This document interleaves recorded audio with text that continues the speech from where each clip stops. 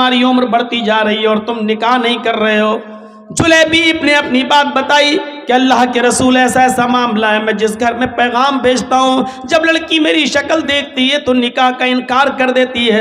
آپ نے کہا جاؤ فلاں فلاں مدینے کے فلاں فلاں گھر میں جاؤ، وہاں ایک بہت ہی خوبصورت ایک صحابی کی بیٹی رہتی ہے، اس صحابی سے کہنا کہ مجھے اللہ کے رسول نے بھیجا ہے اور میرا یہ لیٹر، میرا یہ خط اس کو دے دینا، میں اس میں تمہارے نکاح کی بات لکھ رہا ہوں.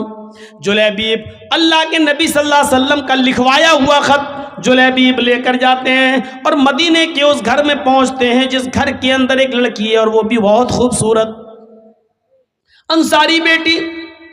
جلیبیب نے اس کے گھر کا دروازہ کھٹکھٹایا، لڑکی کا باپ باہر نکلا، دروازہ کھولا، اس نے کہا ہاں بولو جلیبیب کیسے آنا ہوا؟ جلیبیب نے کہا السلام علیکم. صحابی نے کہا وعلیکم السلام. آنا کیسے ہوا؟ یہ لیٹر دیا جناب محمد رسول اللہ نے. صحابی نے جب وہ لیٹر پڑھا تو اس میں لکھا ہوا ہے حاضی رسالت من جانب محمد رسول اللہ صلی اللہ علیہ وسلم، یہ خط محمد رسول اللہ کی طرف سے دیا جا رہا ہے. آپ نے اس صحابی کا نام لکھ کر کہا تمہارے گھر میں ایک بیٹی ہے، میں جانتا ہوں کہ وہ بیٹی بھی بالغ ہو چکی ہے اور تم کہیں نہ کہیں اس کا نکاح کرنے والے ہو. میری نظر میں جلیبیب بہت نیک لڑکا ہے، لہٰذا اپنی بیٹی کا نکاح جلیبیب سے کر دو. اور یہ میں تمہیں مشورہ نہیں دے رہا ہوں بلکہ یہ میرا حکم ہے کہ تم اپنی بیٹی کا نکاح جلیبیب سے کر دو.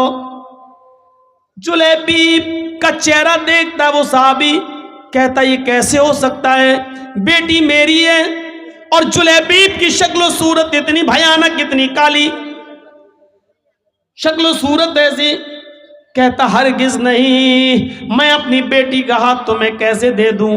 جلیبیب کہتے ہیں میں کہاں کہہ رہا ہوں، مجھے تو اللہ کے رسول نے یہ لیٹر دے کر بھیجا ہے. اندر سے جب لڑکی جلیبیب کی اور اپنے باپ کی بحث سنتی ہے تو تھوڑا سا باہر نکل کے آتی ہے اور کہتی ہے ابو جان کیا بات ہے؟ کہا بیٹی یہ اللہ کے نبی نے لیٹر دیا ہے. بیٹی نے جب وہ لیٹر پڑھا تو لیٹر پڑھنے کے بعد کہتی ہے ابو جان اس سے تو میں بھی نکاح نہیں کرنا چاہتی، لیکن لیٹر میں تو لکھا ہوا ہے کہ یہ میرا حکم ہے، مشورہ نہیں. اللہ کے رسول کا حکم اگر ہم نے نہیں مانا تو ہماری آخرت بھی برباد ہو جائے گی اور دنیا بھی برباد.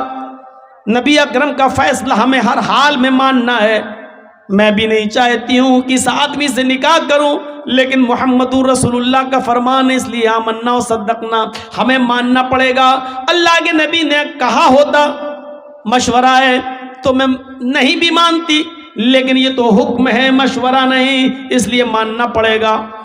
باپ نے کہا بیٹی کیا بات کرتی ہو، ذرا اس کی شکل تو دیکھو، اس کا چہرہ تو دیکھو، اس آنے والے کو تو دیکھو، اس کی شکل کی طرف تو جاؤ. بیٹی جو جواب دیتی ہے اس کو اردو کے ایک شاعر نے یوں نقل کیا ہے کہ بیٹی بولتی ہے نہیں نہیں. کہا ابو نے بیٹی اس آنے والے کی طرف دیکھ.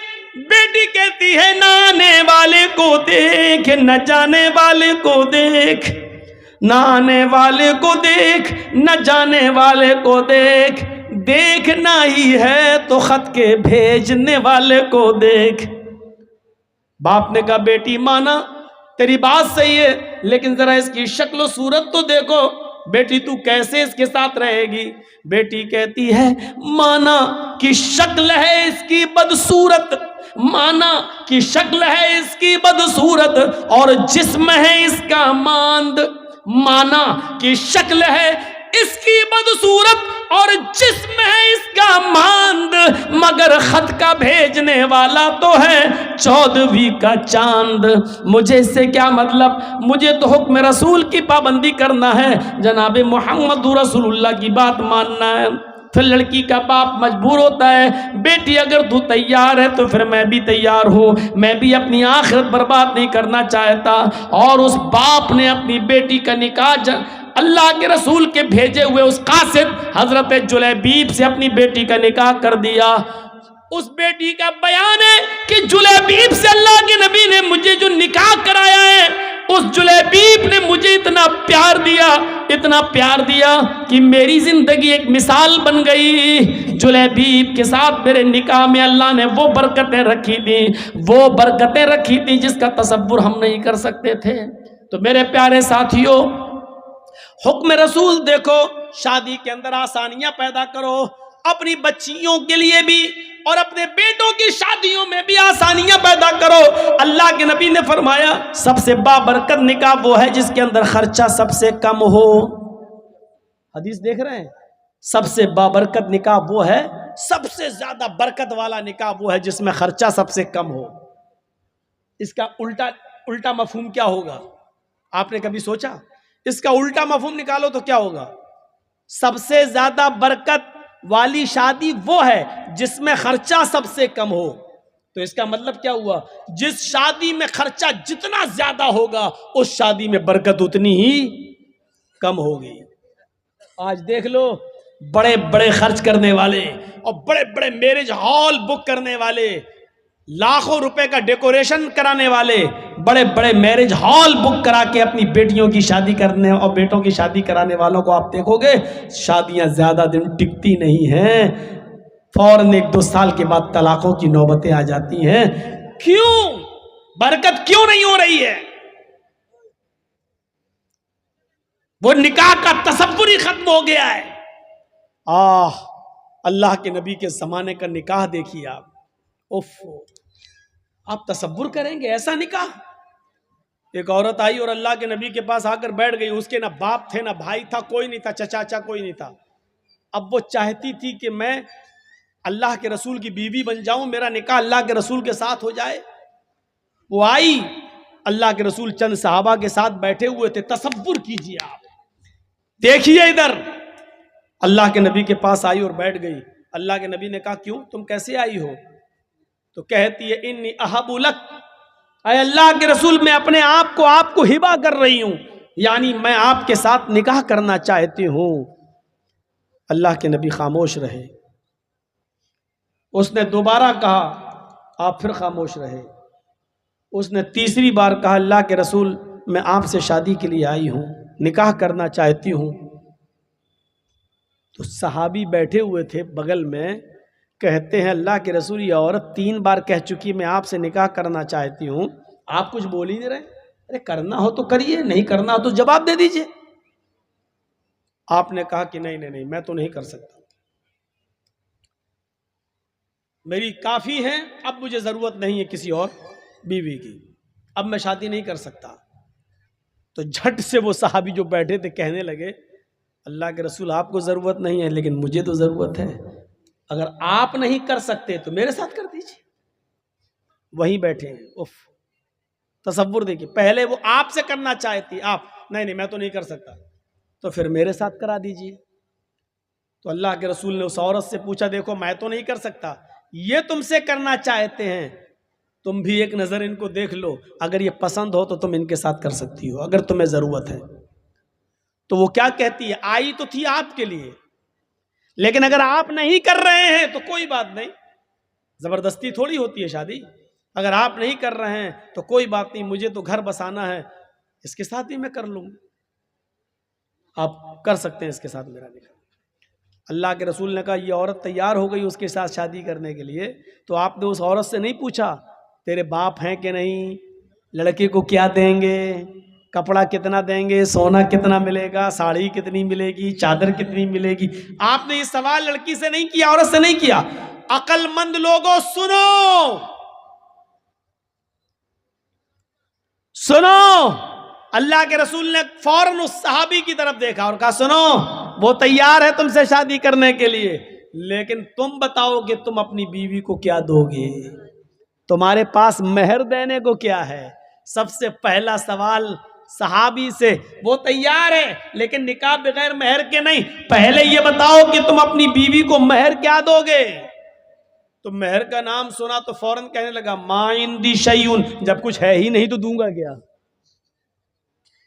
کیا یہ تصور کر سکتے ہیں آپ شادی کا؟ اس کے پاس کچھ نہیں ہو، شادی کرنا چاہ رہے ہیں، کیا ہمارے پاس ہے؟ ہم لوگ کیا کہتے ہیں، پہلے اپنے پیروں پہ کھڑے ہو جاؤ پھر شادی کریں گے، پہلے گھر تو بنوا لو، پہلے کاروبار تو کر لو، پہلے کوئی بزنس تو کر لو، پہلے نوکری تو لگ، بعد میں شادی کریں گے، آ گئی تو کھلائیں گے کیا؟ اللہ کے رسول نے اس صحابی سے پوچھا کہ تم مہر کیا دو گے؟ کہنے لگے کچھ نہیں ہے میرے پاس۔ اللہ کے نبی نے فرمایا جاؤ اپنے گھر میں تلاش کرو، شاید کوئی چیز مل جائے مہر دینے کے لیے۔ کہا ہاں ٹھیک ہے جا رہا ہوں۔ گیا گھر، اپنی ماں سے، اپنی بہن سے اور جو گھر میں ہوتے ان سے پوچھا کہ کچھ ہے؟ سب نے جواب دیا کچھ نہیں ہے۔ کہا کیوں؟ کہ شادی کرنا چاہتا ہوں، مہر دینے کے لیے کچھ نہیں ہے، گھر میں بہت کچھ ڈھونڈا کہتا کچھ نہیں ملا۔ آیا، کہا اللہ کے نبی صلی اللہ علیہ وسلم گھر میں نے بہت کچھ ڈھونڈا، کچھ ملا ہی نہیں، ہے ہی نہیں، میں کیا دوں گا، ہے ہی نہیں میرے پاس مہر دینے کو۔ اللہ کے نبی صلی اللہ علیہ وسلم نے پھر اس کو دوبارہ بھیجا۔ حدیث کے الفاظ دیکھیے، آپ نے کہا التمس خاتما من الحدید، لوہے کی انگوٹھی ہی مل جائے تو وہی لے آؤ، سونے کی نہیں، چاندی کی نہیں، لوہے کی انگوٹھی۔ آج 2 روپے میں ہمارے میلے میں مل جائے گی۔ لوہے کی انگوٹھی مل جائے تو وہی لے آؤ، جاؤ۔ وہ صحابی پھر دوبارہ اپنے گھر گئے، بہنوں سے پوچھا، بھائیوں سے پوچھا، ماں سے پوچھا، سب نے جواب دیا ہے ہی نہیں، لوہے کی انگوٹھی بھی نہیں ملی۔ یعنی 5 روپے، اس زمانے میں 5 روپے، اس زمانے میں تو کچھ اور، اتنا بھی نہیں تھا ان کے پاس کہ وہ لوہے کی انگوٹھی خرید سکے۔ آتے ہیں اور کہتے ہیں ما وجدت خاتما من الحدید، اے اللہ کے رسول مجھے لوہے کی انگوٹھی بھی نہیں ملی، اور اتنا ہے نہیں میرے پاس کہ لوہے کی انگوٹھی خرید سکوں، نہیں ہے۔ مایوس ہو گئے۔ اللہ کے نبی نے کہا تعجب ہے، تمہارے گھر میں کچھ نہیں ہو، چلے نکاح کرنا، لوہے کی انگوٹھی بھی نہیں ہے، پھر مہر کیا دو گے؟ کہتا ایک چیز ہے، یاد آیا۔ اب دیکھیے یاد بھی آئی تو کیا چیز یاد آئی، آپ کو بھی ہنسی آئے گی۔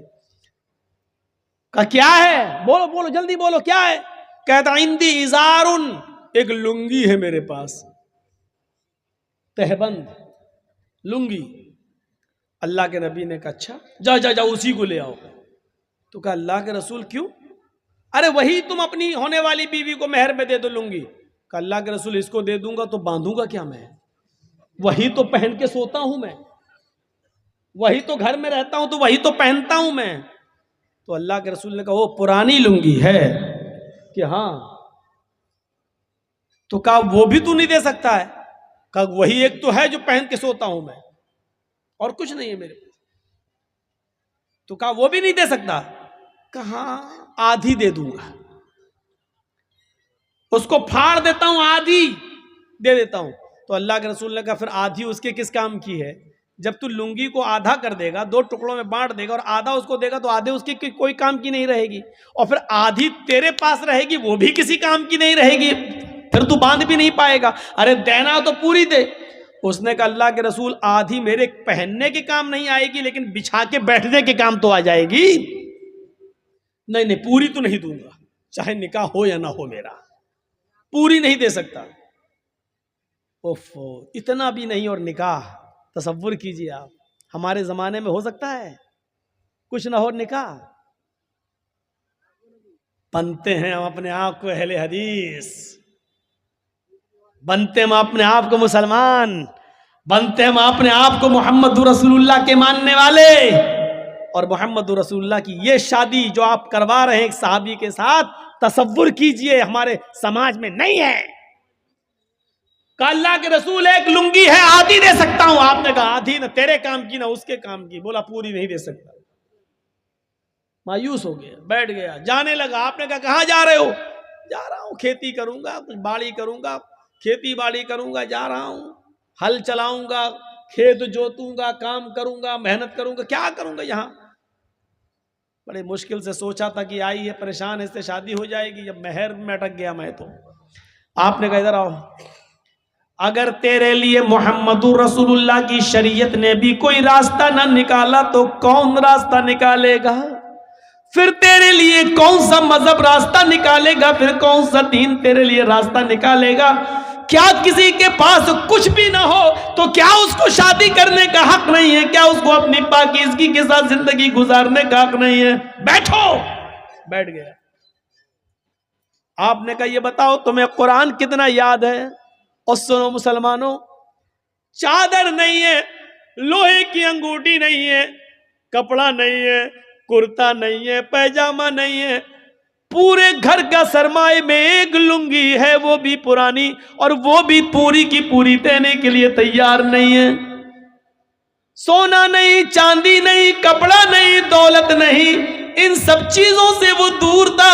لیکن جب اللہ کے نبی نے اس سے پوچھا کہ تمہیں قرآن کتنا یاد ہے بتاؤ، تو جھٹ سے بولا اے اللہ کے نبی، قرآن میں ہمیں سورہ ملک یاد ہے، سورہ حشر یاد ہے، سورہ نبا یاد ہے، سورہ حاقہ یاد ہے، سورہ جمعہ یاد ہے، سورہ منافقون یاد ہے، سورہ قیامہ یاد ہے۔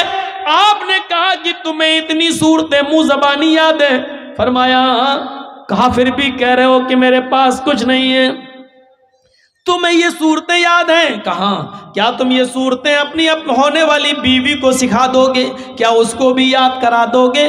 کہا ہاں، اس میں کیا بڑی بات ہے، جو ہمیں یاد ہے وہ اس کو بھی یاد کرا دوں گا۔ آپ نے فوراً اس عورت سے کہا اے اللہ کی بندی، تیرے ہونے والے شوہر کے پاس مال نہیں ہے، سونا نہیں ہے، چاندی نہیں ہے، انگوٹھی نہیں ہے، کپڑا نہیں ہے، ساڑی نہیں ہے، زیورات نہیں ہے تجھے دینے کے لیے، لیکن ہاں اس کے پاس قرآن کی صورتیں جو تجھے یاد کرا سکتا ہے۔ کیا میں انہی قرآن کی صورتوں کو مہر بنا دوں اور یہ مہر تو قبول کر لے، یہی صورتیں تیری مہر ہو جائیں؟ یعنی تیرا شوہر تجھے یہ صورتیں یاد کرا دے، تیرا پتی تجھے یہ صورتیں یاد کرا دے اور تو اسی کو اپنا مہر مان لے، کیا یہ ممکن ہے؟ کیا تو ایسا کر سکتی ہے؟ کیا مہر میں تو ان صورتوں کو لے سکتی ہے؟ چیخ پڑی اے اللہ کے نبی، بس کیجئے، بس کیجئے۔ جس عورت کے نکاح میں قرآن کی صورتیں مہر بن جائیں، جس عورت کی نکاح میں قرآن کی آیتیں، قرآن کی صورت